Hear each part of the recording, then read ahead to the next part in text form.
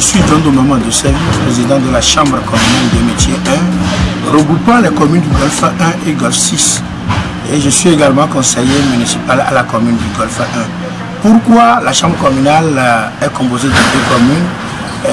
Comme tous, nous le savons tous, en 2019, il y a la loi de la décentralisation qui a amené les 117 communes sur l'ensemble du territoire. Et le gouvernement a pris un autre décret de modification permettant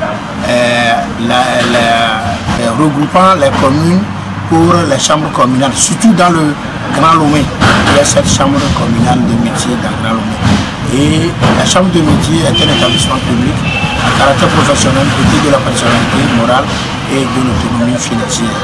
Il a pour vocation le regroupement par certains des artisans pour leur formation et recyclage. Et si je peux donner un bilan de ce que nous avions fait durant, à partir de janvier jusqu'à décembre, je dirais tout simplement que le bilan est satisfaisant. Pourquoi? Dans nos plans d'action, nous avions planifié la mise en place des corps de métier, et aujourd'hui nous avions organisé 73 corps de métier et tous ces corps de métier là sont installés. Nous avions adopté aussi la certification des patrons et patrons artisans qui ont certaines années d'expérience sur le terrain, qui est le CPS, certificat professionnel de métier.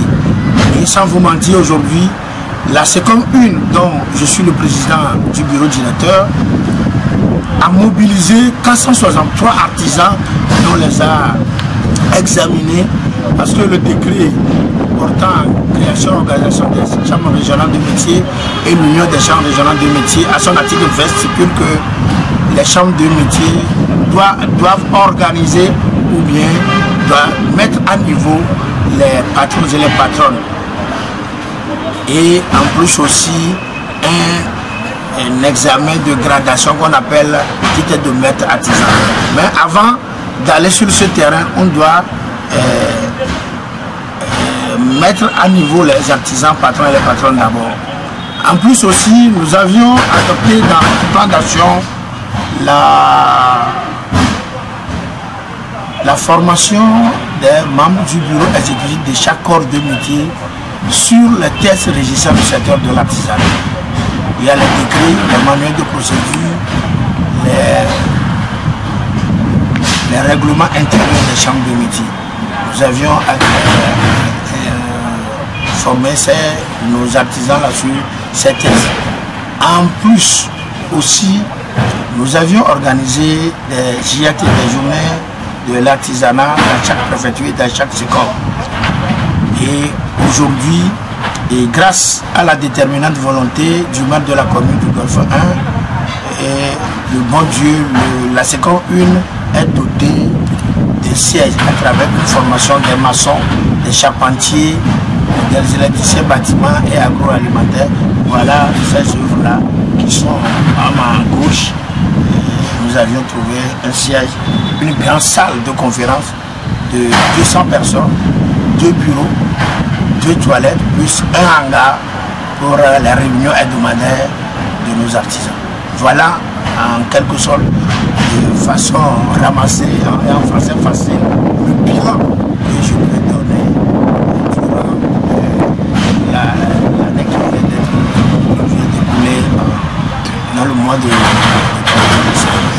Monsieur le Président, que comptez-vous faire l'année prochaine en 2024? Qu'est-ce que votre... En 2024, nous préconisons, nous constatons que bon nombre des artisans n'ont pas des papiers. Il y a la naissance, les cartes d'identité, les nationalités. Nous allons aider auprès de nos autorités de ce pays pour que ces artisans-là auront ces papiers administratifs pour travailler. Si on a lancé des appels d'offres, ils ont besoin de papiers. Et nous allons diriger vers nos maires dans un premier temps pour plaider. Ils ont déjà nos plans d'action sur leur table. Nous avions adopté ça là En plus aussi, nous allons, comme je viens de le dire tout à l'heure, les patrons, il y a le code de l'artisanat de l'UEMOA a exigé le titre de maître artisan. Nous réfléchissons pour mettre en pratique cet examen-là, l'examen de gradation à nos artisans qui ont des expériences, qui ont certaines années d'expérience sur le terrain, qui exercent de 25 ans jusqu'à 30 ans. Voilà. En 2024, nous avons déjà lancé l'examen de CFA pour nos apprentis. Nous prierons au patron de bien remplir les dossiers pour nous amener et traiter avant d'envoyer les dossiers. Je vais profiter par ce canal tout d'abord pour dire à tous nos concitoyens de fêter en paix. Nous voulons la paix dans notre pays, dans nos communautés, dans nos familles, dans nos quartiers, dans nos communes respectives. Tout d'abord, je remercie les membres du gouvernement, tout d'abord le chef de l'État, grâce à son leadership. Aujourd'hui, sans vous mentir, il a ouvert ses yeux vers les chambres de métier. Aujourd'hui, les 6 chambres régionales de métier sont dotées de voitures pick-up. Et c'est grâce à la déterminante volonté du chef de l'État.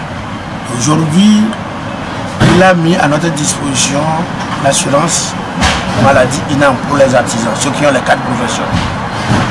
En plus aussi, nous souhaiterions qu'aujourd'hui, nous avions eu des informations, comme j'ai dit tout à l'heure que je suis conseiller municipal, le chef de l'État, qu'est-ce qu'il a fait? Il a souscrit tous les maires et les conseillers municipaux du Togo au passeport de santé NCA. Il n'a qu'à faire ça dans le secteur à travers la Fédération régionale de métier qui est le CRM. Tous les délégués, le président et le bureau du CRM. Donc, nous voulons cette souscription, nous voulons avoir ce passeport de santé. Si nous tombons malades, nous dirigeons vers les hôpitaux pour se faire soigner, c'est très important. Et en plus aussi,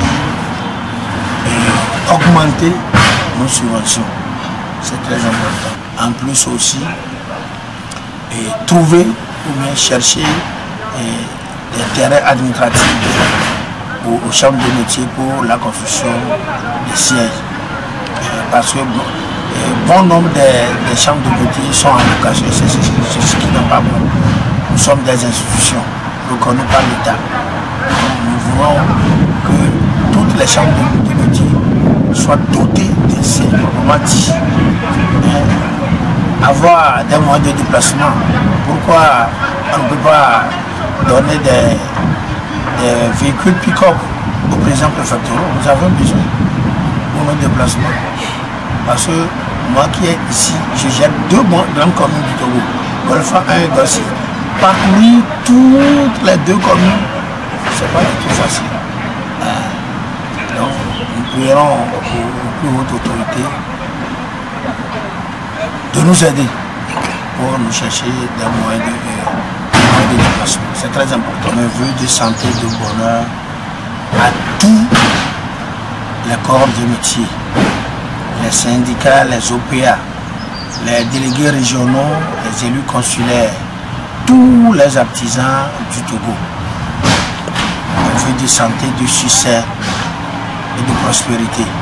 Car un adage dit: les fleurs se fanent, les chansons se démodent, mais les personnes dans le cœur ne s'oublient jamais. Bonne et heureuse année 2024 à tous. Merci. Echo.